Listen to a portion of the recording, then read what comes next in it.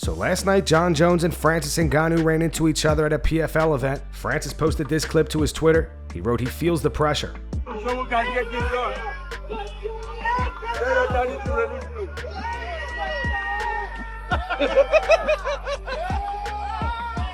Tony boy!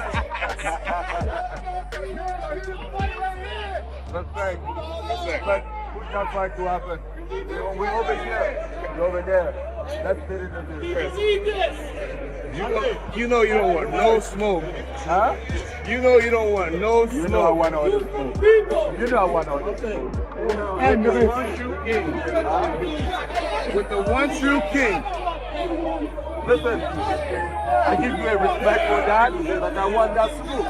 You know that. You know that. I've always been king. Huh? I've always been king.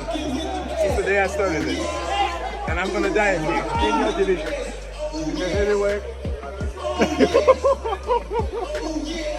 We'll see. We could have saw it, but you left. Oh no, you sit back for 2 years. I had to get to the size, to kick your ass. Huh? I had to get to a good enough size to kick your ass. You have to get enough size to kick your ass. Yes. That took you 3 years. Yeah. That's good to happen. Have you been wrestling? Respectfully. Don't let the system get you. Oh yeah. Play the game. Don't let the game play you. That's real. That's real. Yeah. Don't let the game play you. That's good. Okay? Yeah. I will always be down for fight you, but not in personal. But I want you. I want to kick. Yeah. If you kick my ass, you're gonna have to learn how to wrestle. I'm working on it. You think you're gonna have to learn how to do jiu-jitsu. Yeah. And it's gonna take you more than a year. I've been waiting for you for more than a year. Jon did an interview with ESPN regarding Francis. He said, "I've met Francis before. He's a sweetheart of a guy. Outside of the fight game, he's a pretty respectful guy. I can be pretty respectful as well. I'm looking forward to seeing the brother and giving him some knuckles. If we're not fighting, there's no reason to have a bunch of beef, especially when we see each other in person. It's cool to talk trash and keep the fans excited and stuff like that. But if there's no fight contract, we're bros at the end of the day. I know that I'm better than him, so I don't have to give him any weird looks or whatever. He's big muscles, he's a very impressive looking figure. But when it comes to this fight game, it's my whole world and I know who I am." Michael Bisping and Anthony Smith on the Believe You Me podcast react to Islam Makhachev recently calling Jon Jones' pound-for-pound #1 ranking bullshit. They give Islam his props for having a great UFC career thus far. However, it just doesn't come close to Jon. Well, if you're Islam, I get it. I get it. You've dominated everybody. You've beaten everybody. You're champion of the world. You've been relatively untested until Volkanovski. Volk was the pound-for-pound #1 at the time, and then you beat him, and then you don't go #1. I get it. I understand it if I'm Islam. The resume of Jon Jones holds up to any. I would go out on a limb. There's a few that you'd have to take out of it, but overall, generally speaking, the resume of Jon Jones, especially early, stacks up to any two champions at one time. Just him by himself. Without question, so I'm just bringing up the names, just the names on that list. It's UFC legend after UFC legend after multiple champions to Hall of Famers and the way that he's done it, until there's the last 4 fights or whatever, Cyril gone aside, he's fairly dominated everybody and pitched shutouts. I mean, people talk about DC being one of the greatest of all times. Jon Jones beat him fairly handily twice. Yeah, well, I mean, the first one was pretty close, but the second one, we got second one for sure. We got the whole picogram things, but he finished it. Yeah. Listen, Islam Makhachev, legions of passionate fans worldwide, so I've got to pick my words carefully. Tremendous fighter. I'm a huge fan of him. Yeah, me too. He's incredible. Huge fan. I love what he brings to the table. I love his style. He's carrying on all the tradition and everything that Khabib brought to the table, and he's continuing that. It almost sounds disrespectful, like a Khabib 2.0, but I think that's fair to say. And I understand and I respect him wanting to be held in that regard. The reality is he's just not there yet, sadly. And I don't say that with any amount of spite or malice. I'm looking at his record. Since he come to the UFC, there's been great wins. I like Makhachev for being so ambitious, But the reality is, he's just not there yet.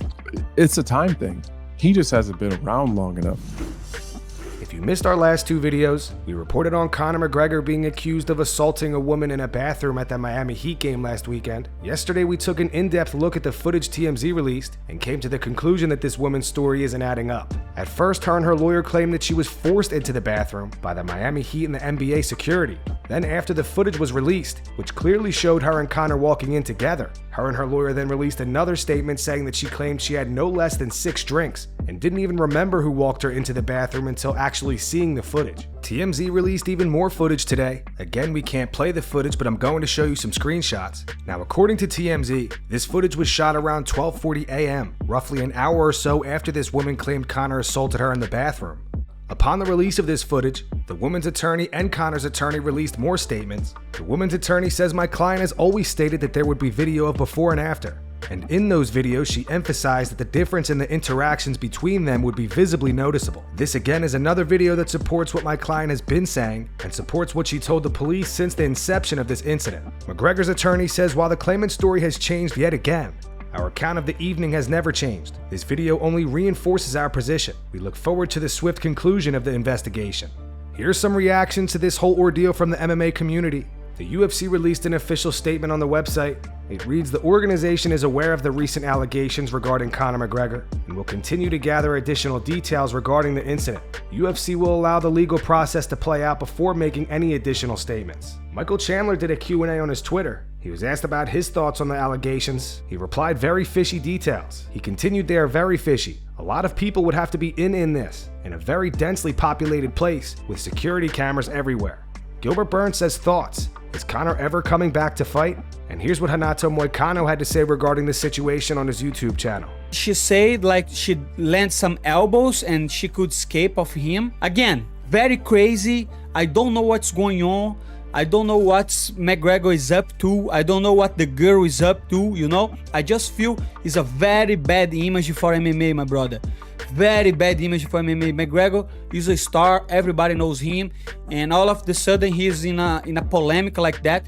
This is bad for UFC, it's bad for athletes, especially the way McGregor is doing lately. You know, everybody's saying a lot of wild, saying he's on something. Like I say, I don't know. I just don't wanna this guy ruin the MMA image, you know? If you are an athlete, you have to be respectful, you have to you know, but again, I don't know what's going on. We don't have the full reports. We have her allegations and McGregor is denying everything, so I guess we're going to see them on court. And that's gonna wrap it up for the news. Thanks for watching. If you enjoyed the video, be sure to subscribe to Full Mount MMA and click the bell icon to be notified when we post future ones. Here are the 3 top comments from last video. These comments are in reference to the Conor McGregor situation. The first one says there needs to be a universal law. If a woman falsely accuses a man of to ruin that person or extort money, that should be a criminal offense that commands prison time. Women get away with way too much now, and they themselves are making a mockery out of women who are actual victims. The second one says, "I just feel sorry for Conor's kids and wife." And the final one's from Infected Gamer, says it's a joke at this point. No one takes these women seriously. They hop on a man and then file for sexual assault to grab some money. They should be held accountable for this shit, man. Those were the 3 top comments from last video. If you want to be featured on the next one, all you have to do is comment down below. If you missed yesterday's news, click the video on screen to get caught up. And make sure to go subscribe to our second channel where we post our exclusive MMA interviews.